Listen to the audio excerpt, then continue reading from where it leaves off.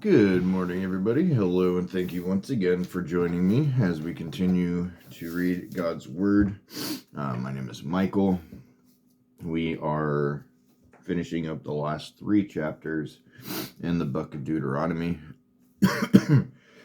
Excuse me. I think I'm coming down with something. Been coughing and sniffling a bunch this morning, so if I go into a coughing fit, I apologize. I'm trying to make sure that my throat doesn't get too dry when reading, but yeah, I've been coughing all over the place this morning. But anyways, yeah, we are on chapter 32, the last 3 chapters in the book of Deuteronomy, until we get into the book of Joshua and everything that went along with him. There are quite a bit of informational notes, as I've been doing it as like a little test run the last couple of days.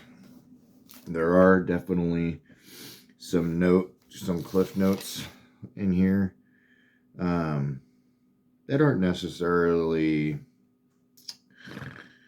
I would say, needed. Like, for instance, so 32 verse 44 for its information, Hosea, i.e. Joshua. See note on Numbers 13 and 16. Like, kind of things like that. But when it comes to more in-depth explanation of the verse, those are what I'm kind of wanting to stick to. So before getting the video started, I was scrimmaging through, kind of getting those ready. So that way I can know which ones I'm wanting to use and which ones I'm not. There's quite a bit. But anyways, I'm not going to continue to rammer on, as we got quite a bit of reading to do this morning. 32 is about 52 verses long, and then the other 2 are relatively short. So 32 is going to be our longest one, and this is the Song of Moses.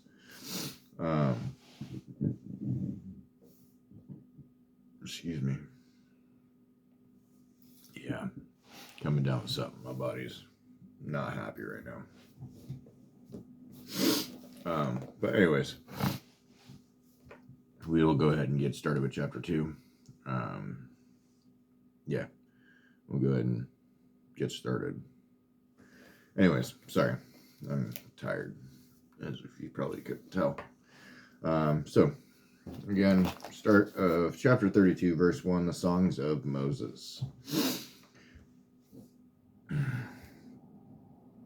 Oh. Sorry. Then Moses spoke the words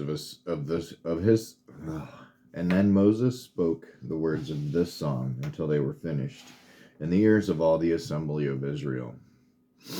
Give ear, O heavens, and I will speak, and let the earth hear the words of my mouth. May my teachings drop as the rain, my speech distill as the dew, like gentle rain upon the tender grass, and like showers upon the herb. For I will proclaim the name of the Lord, ascribe greatness to our God, the rock. His work is perfect, for all his ways are justice, a God of faithfulness and without iniquity. Just and upright is he. Oh, dang it. That was one page beforehand. The rock a symbol of God's power as a refugee for a frail man. A God of truth and without iniquity, better a God of faithfulness and without injustice. Continuing verse 5, they have dealt corruptly with him. They are no longer his children, because they are blemished. They are a crooked and twisted generation. Do you thus repay the Lord, you foolish and senseless people? Is not he your father who created you, who made you and established you? Remember the days of old. Consider the years of many generations. Ask your father, and he will show you, your elders, and they will tell you. When the Most High gave to the nations their inheritance, when he divided mankind, he fixed the borders of the peoples according to the numbers of the sons of God. But the Lord's portion is his people. Jacob is allotted to heritage. He found him in a desert land and in the howling waste of the wilderness. He encircled him, he cared for him, he kept him as the apple of his eye. Like an eagle that stirs up its nest, that flutters over its young, spreading out its wings, catching them, bearing them on its pinions. The Lord alone guided him. No foreign god was with him. He made him ride on the high places of the land, and he ate the produce of the field, and he suckled him with honey out of the rock, and oil out of the flinty rock, curds from the herd, and milk from the flock, with fat of lambs, rams of Bashan, and goats, with the very finest of the wheat. And you drank foaming wine made from the blood of the grape. So that's 32, 7 through 14. So these verses furnish an historical background, the dividing of the nations, the choosing of Jacob, and the deliverance from Egypt, the pupil of his eye. The protection and training of Israel are described in the illustration of the eagle. Verses 13 through and 14 refer to experiences in Transjordan, where the people had enjoyed honey and olive oil. The olive tree yields abundantly when growing on limestone terraces or flinty rock.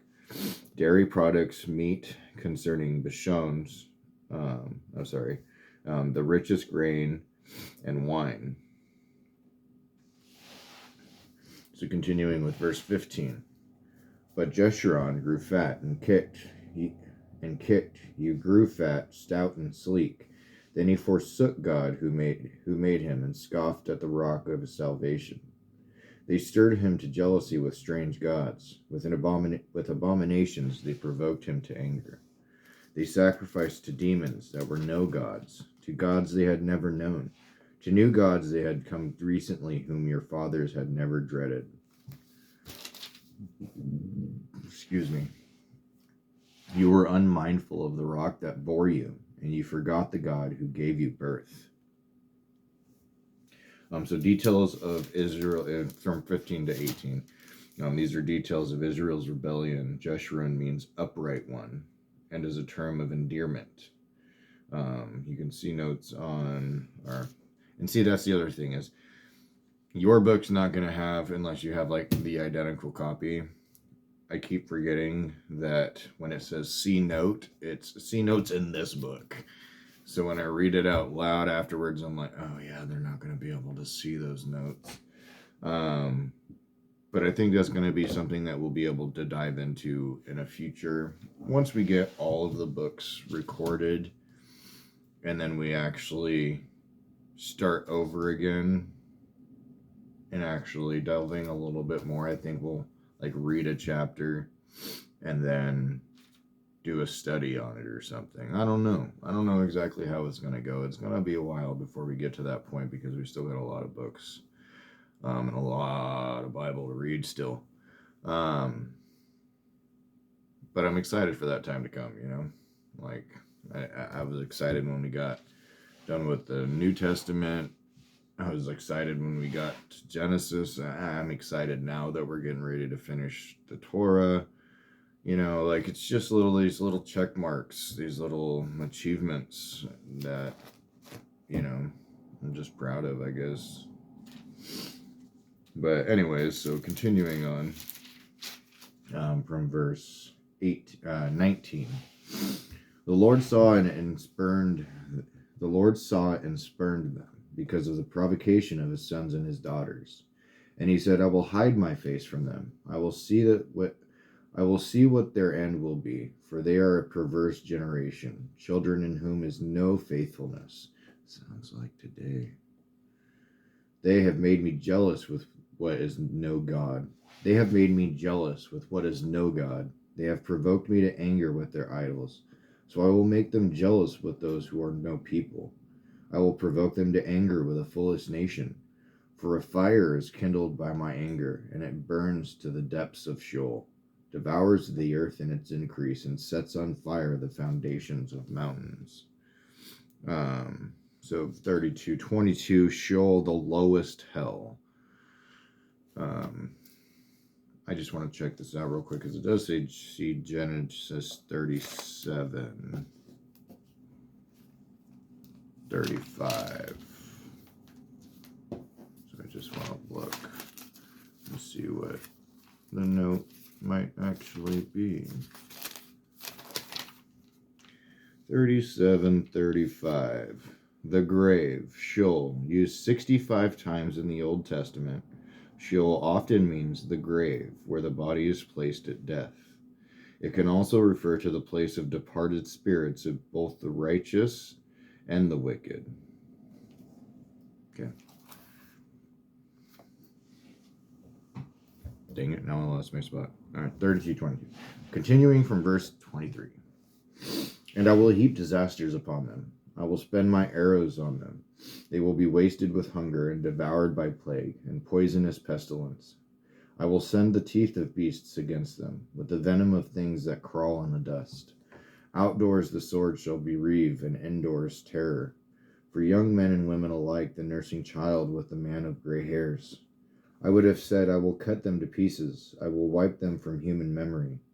Had I not feared provocation by the enemy, lest their adversaries should misunderstand, lest they should say, our hand is triumphant. It was not the Lord who did all this. For they are a nation void of counsel, and there is no understanding in them. If they were wise, they would understand this. They would discern their latter end. How could one have chased 1,000 and two have put 10,000 to flight, unless their rock had sold them, and the Lord had given them up? For their rock is not as our rock. Our enemies are by themselves. For their vine comes from the vine of Sodom, and from the fields of Gomorrah. Their grapes are grapes of poison. Their clusters are bitter. Their wine is the poison of serpents and the cruel venom of asps. Let's see here. 32. I'm sorry. Okay, so from 27 to 31, our hand is high. God would limit the victories of Israel's enemies over her, lest they think they accomplished them in their own power and thus take glory from God. Moses longed for Israel to understand that God used her enemies for his purposes. And then what we just read, for their vine comes from the vine of Gomorrah, and from the fields of, or from the vine of Sodom, and from the fields of Gomorrah.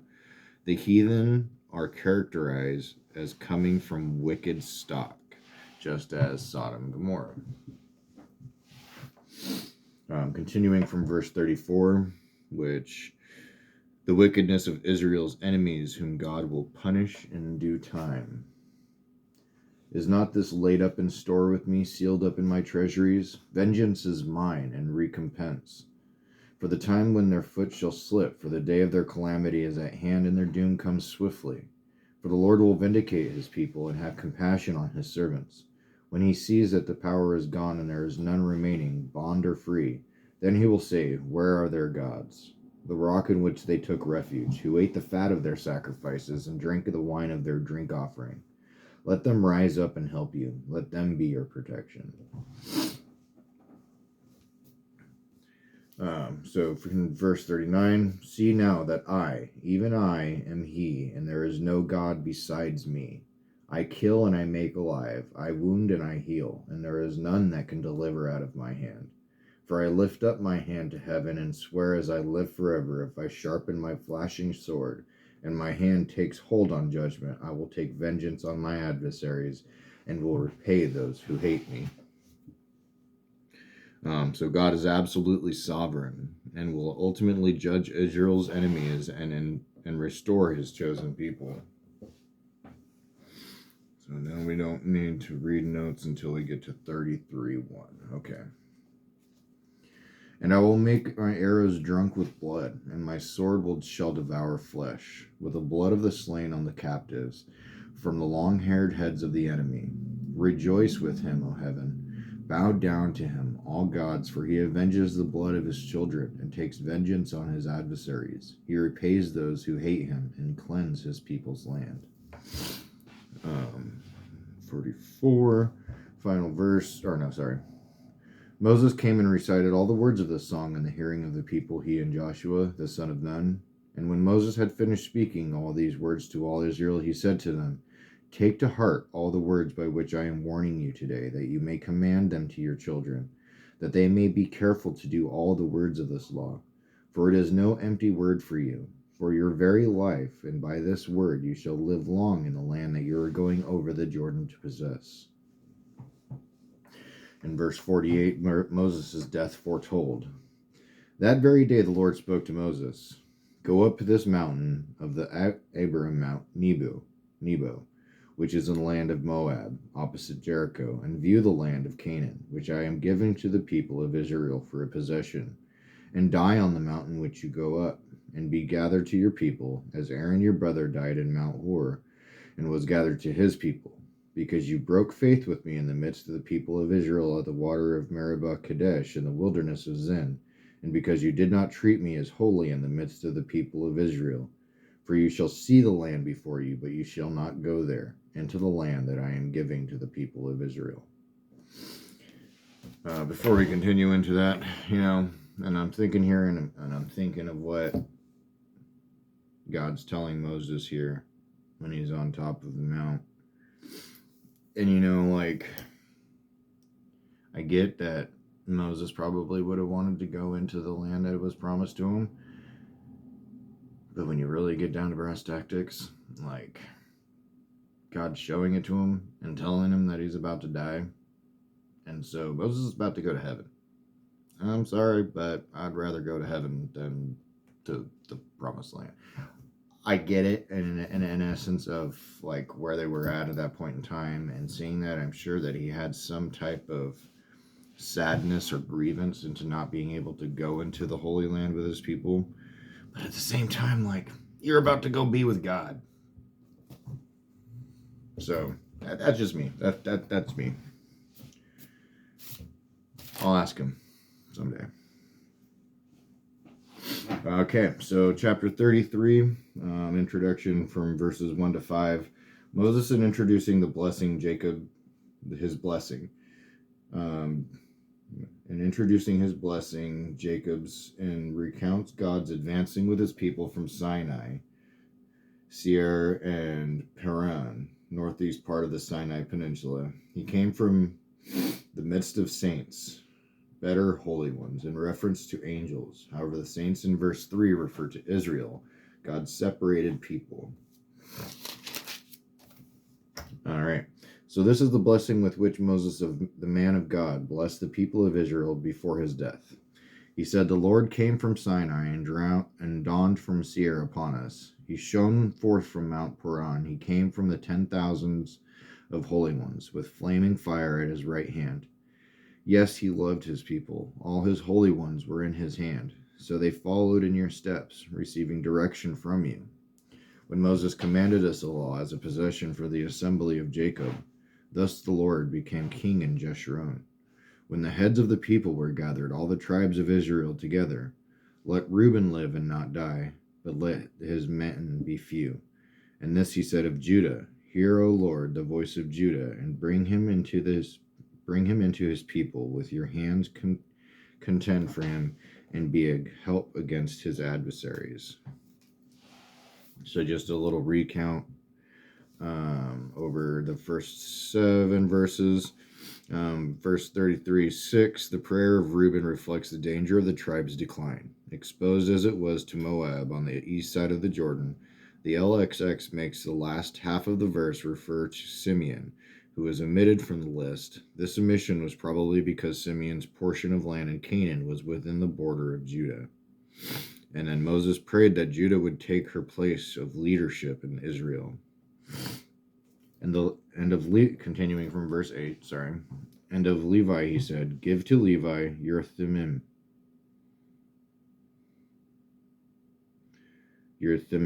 and your Urim to your godly one, whom you tested at Massah, with whom you quarreled at the waters of Meribah, who said of his father and mother, I regard them not. He disowned his brothers and ignored his children, for they observed your word and kept your covenant.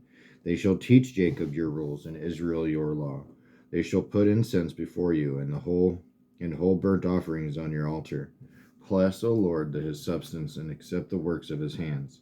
Crush the loins of his adversaries, of those who hate him, that they rise not again. Of Benjamin, he said, the beloved of the Lord dwells in safety. The high God surrounds him all day long, and dwells between his shoulders. The site of the future temple in Jerusalem would be situated in the territory of Benjamin. He shall dwell. The Lord shall dwell. And of Joseph he said, blessed by the Lord be his land, with the choicest gifts of heaven above, and of the deep that crouches beneath, with the choicest fruits of the sun, and the rich yield of the months, with the finest produce of the ancient mountains, and the abundance of the everlasting hills, with the best gifts of the earth in its fullness, and the favor of him who dwells in the bush. These rest on the head of Joseph, on the pate of him who is prince among his brothers. A firstborn bull, he has majesty, and his horns are the horns of a wild ox. With them he shall gore the peoples,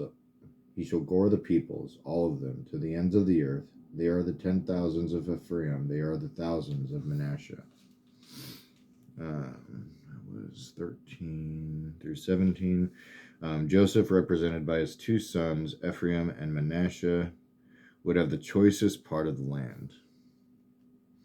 And of Zebulun he said, rejoice, Zebulun, and you're going out in Issachar in your tents. They shall call peoples to their mountain. There they offered right sacrifices, for they draw from the abundance of the seas and the hidden treasures of the sand. Zebulun was assured success in commercial dealings, including sea trade, and Issachar in his agricultural pursuits and thy tents. And of Gad he said, blessed he who enlarges Gad. Gad crouches like a lion, he tears off arm and scalp. He chose the best of the land for himself, and there a commander's portion was reserved. And he came with the heads of the people. With Israel he executed the justice of the Lord, and his judgments for Israel. And 20. Swift and strong as a lion, got a piece of land fit for a lawgiver, yet he helped the other tribes in the conquest of Canaan. And of Dan he said, Dan is a lion's cub that leaps from Bashan. So that one, like an aggressive lion's whelp or a cub, established a foothold in Bashan in the north, though his original allotment was in the south.